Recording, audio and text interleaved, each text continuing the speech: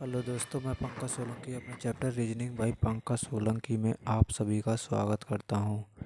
मैं आज आपको अपने यूट्यूब चैनल पर रीजनिंग का चैप्टर नंबर 3 प्रेडिक्शन पढ़ाने जा रहा हूं। इससे पहले मैंने अपने इस यूट्यूब चैनल पर 2 चैप्टर कंप्लीट पढ़ा दिए गए हैं। पहला चैप्टर मैंने डाइस और दूसरा चैप्टर अल्फ़ाबेट टेस्ट पढ़ाया है।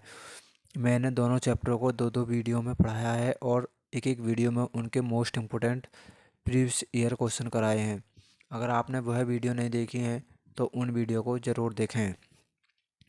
आज मेरा यह चैप्टर नंबर 3 है। मैं अपने इस यूट्यूब चैनल पर आपको कंप्लीट रीजनिंग का कोर्स करा रहा हूँ। इस कोर्स के तहत मैं आज आपको चैप्टर नंबर 3 की फर्स्ट क्लास ब्लड रिलेशन पढ़ाने जा रहा हूँ। यह चैप्टर रीजनिंग का सबसे महत्वपूर्ण चैप्टर है। इस चैप्टर में आपके हर एग्ज़ाम में एक या एक से अधिक क्वेश्चन देखने को ज़रूर मिलते हैं। आपके आने वाले सभी एग्ज़ामों के लिए यह चैप्टर बहुत उपयोगी है। आइए हम बात करते हैं ब्लड रिलेशन। ब्लड रिलेशन का मतलब होता है रक्त संबंध। यह चैप्टर बहुत ही इम्पोर्टेंट है। इस चैप्टर से आपके हर एग्ज़ाम में एक या एक से अधिक क्वेश्चन ज़रूर देखने को मिलते हैं। बात करते हैं ब्लड रिलेशन। ब्लड रिलेशन का मतलब होता है रक्त संबंध। रक्त संबंध पर आधारित क्वेश्चन होते हैं।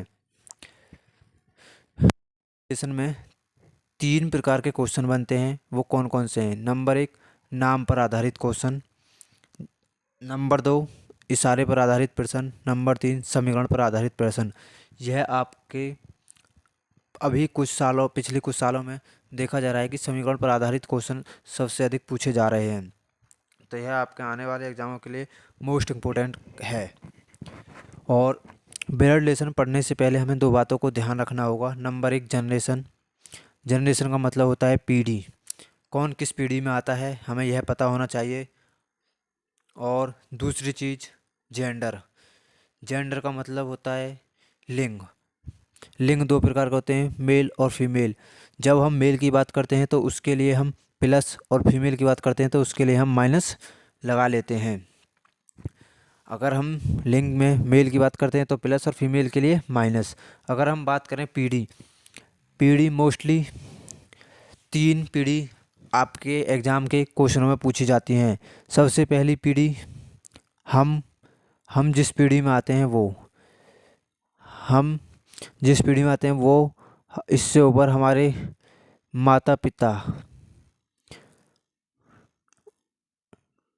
पहली पीढ़ी में हम आते हैं, इससे ऊपर हमारे माता पिता और उससे ऊपर दादा दादी। इसमें दादा दादी के साथ नाना नानी भी आते हैं। और इसमें चाचा चाची, मामा माई, मामी, फूफा, बुआ आदि सब आते हैं। जबकि इसमें हम अर्थात लड़के, भाई, बहन, चचेरा भाई, चचेरी बहन, पति, पत्नी आदि आते हैं। अगर हम पीढ़ी की बात करें तो पीढ़ी में 3 प्रकार के क्वेश्चन बनते हैं और लिंग 2 प्रकार के होते हैं। मेल के लिए हम पॉजिटिव और फीमेल के लिए हम नेगेटिव का प्रयोग करते हैं। आइए मैं तुम्हें कुछ एग्जाम्पल लेकर पीढ़ियों के बारे में समझाने जा रहा हूँ। पहला एग्जाम्पल है ए बी का पिता है। ए बी का पिता है। पिता हमसे एक ऊपर पीढ़ी में तो ए, चूँकि पिता है तो पॉजिटिव, और किसका? बी का। ए बी का पिता है। हम यह भी कह सकते हैं कि बी ए का पुत्र या पुत्री है, क्योंकि हम बी का लिंग निर्धारित नहीं कर सकते, क्योंकि यहाँ कहा गया है ए का बी का पिता है। केवल ए के बारे में हमें जानकारी दी गई, बी के बारे में कोई जानकारी नहीं है कि वह पुत्र है या पुत्री है। एग्जाम्पल नंबर 2, ए बी की माता है। ए माता है किसकी? बी की। तो ए माता है तो नेगेटिव किसकी? बी की। तो बी नीचे एक पीढ़ी नीचे, तो यह होगा ए माता है बी की। एग्जाम्पल नंबर 3 की बात करते हैं।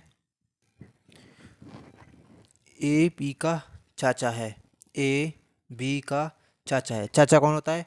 हमारे पिता का भाई। तो हमें कोई पिता बनाना पड़ेगा बी। बी का कोई पिता पॉजिटिव, क्योंकि पिता है तो पॉजिटिव का भाई, भाई हो गया ए। तो यह इसका मतलब हो गया ए बी का चाचा है। तो एग्जाम्पल नंबर 4, एग्जाम्पल नंबर 4 की बात करते हैं। ए बी का भाई है। ए भाई है किसका? बी का। तो ये ऐसे बनेगा।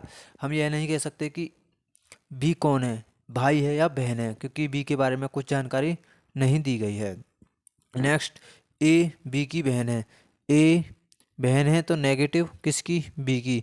यहाँ भी बी के बारे में कोई जानकारी नहीं दी गई है। एग्जाम्पल नंबर 6, एग्जाम्पल नंबर 6 कह रहा है ए बी की पत्नी है। ए बी की पत्नी है। ए पत्नी है तो नेगेटिव बी की। बी की तो बी पॉजिटिव। अगर हम केवल और एक इनके बीच एक डैश खींचेंगे तो इसका मतलब हो गया कि ए बी की बहन है। ए बहन है किसकी? बी की। तो पत्नी बनाने के लिए इसे हम डबल कर देंगे। तो यह ध्यान रखना है कि पति और पत्नी के बीच हमेशा डबल डंडे का प्रयोग करना है।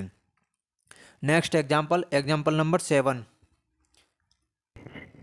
ए बी का साला है। ए साला है तो प्लस किसका? बी का। तो बी का साला है तो बी पॉजिटिव होगा। तो इसकी कोई पत्नी रही होगी, इसकी पत्नी नेगेटिव। साला कौन होता है? हम साला होता है हमारी पत्नी का भाई, तो यह इसका भाई होगा। तो यह ऐसे बनेगा। ए बी का साला है तो ए पॉजिटिव, बी का साला है तो बी, बी की कोई पत्नी होगी माइनस, और उसका भाई होगा ए, तब ही साला बनेगा।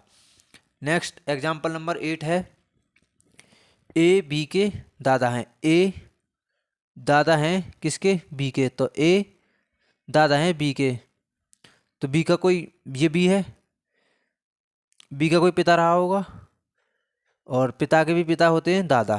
तो आप सभी जानते हैं कि पिता के भी पिता होते हैं दादा। जो हमारे हमारे पिता हैं उनके भी पिता हमारे दादा लगते हैं। एग्जाम्पल नंबर 9 है, ए बी की दादी है। ए अगर दादी है तो उनका कोई पुत्र रहा होगा, और पुत्र का भी पुत्र कौन होगा? बी। तो इसका मतलब ए बी की दादी है तो बी की कोई पिता, बी के पिता की माता को ही दादी कहते हैं। तो यह इसकी दादी होगी। एग्जाम्पल नंबर 10 है, ए बी के नाना है। ए बी के नाना है। ए नाना है, ए नाना है तो ए की कोई पुत्री रही होगी, और पुत्री का बेटा बी, तो बी, बी की कोई माता होगी, माता के पिता होंगे ए, तभी है नाना बनेंगे। ब्लड रिलेशन में हमेशा रिश्ते दो तरफ से बनते हैं। एक रिश्ते वो जो माँ की तरफ से बनते हैं, और एक रिश्ते वो जो पापा की तरफ से बनते हैं। पिता की तरफ से बनने वाले रिश्तों को दादा दादी या पैट्रियल कहते हैं, और जबकि माता की ओर से बनने वाले को मैट्रियल रिलेशन कहते हैं। नाना नानी माता की ओर से बनते हैं, जबकि दादा और दादी पिता की ओर से बनते हैं। नेक्स्ट बात करते हैं, नेक्स्ट है नोट। एक मोस्ट इम्पोर्टेंट नोट है ब्लड रिलेशन के लिए। का वाले केस में, का वाले केस में जो शुरू में होता है वही बताना होता है। अच्छा, का वाले केस में जो शुरू में होता है वही बताना होता है। जैसे कि ए बी का पिता है। ए पिता है किसका? बी का, और बी एक लड़का है। बी एक लड़का है, बी एक लड़का है। तो हमें बताना होगा कि ए कौन है किसका? बी का। तो ए कौन है? पिता, और बी पुत्र। तो हमें का वाले केस में जो शुरू में होता है वही बताना होता है। शुरू में कौन है? ए, तो हमें किसका बताना है? ए का। तो ए कौन है? बी का? पिता। तो इस क्वेश्चन का आंसर पिता होगा। मुझे लगता है कि आपको जो कॉन्सेप्ट मेरे द्वारा समझाए जा रहे हैं आपको बहुत ही आसानी से समझ में आ रहे होंगे। मैं आपको और जो कि के बारे में बता रहा हूँ। यह ब्लड रिलेशन में प्रयोग किए जाने वाले सबसे इम्पोर्टेंट शब्द हैं। एवं, एवं, तथा, और। एवं, तथा, और का प्रयोग पहले वाले के लिए किया जाता है। यह मोस्ट इम्पोर्टेंट है। एवं, तथा, और का प्रयोग पहले वाले के लिए किया जाता है, जबकि जो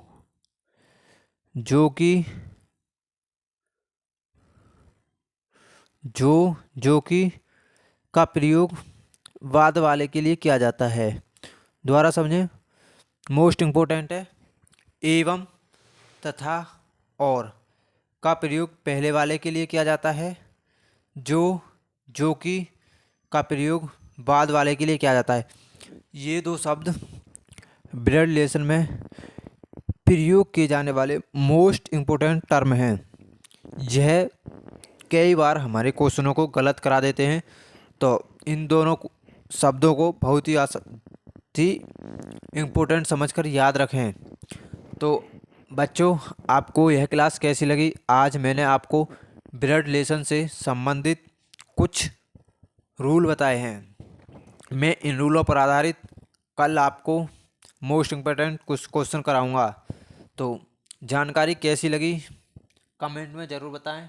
वीडियो को लाइक करें, कमेंट ज़रूर करें और चैनल को ज़्यादा से ज़्यादा सब्सक्राइब करें। जय हिंद, जय भारत दोस्तों।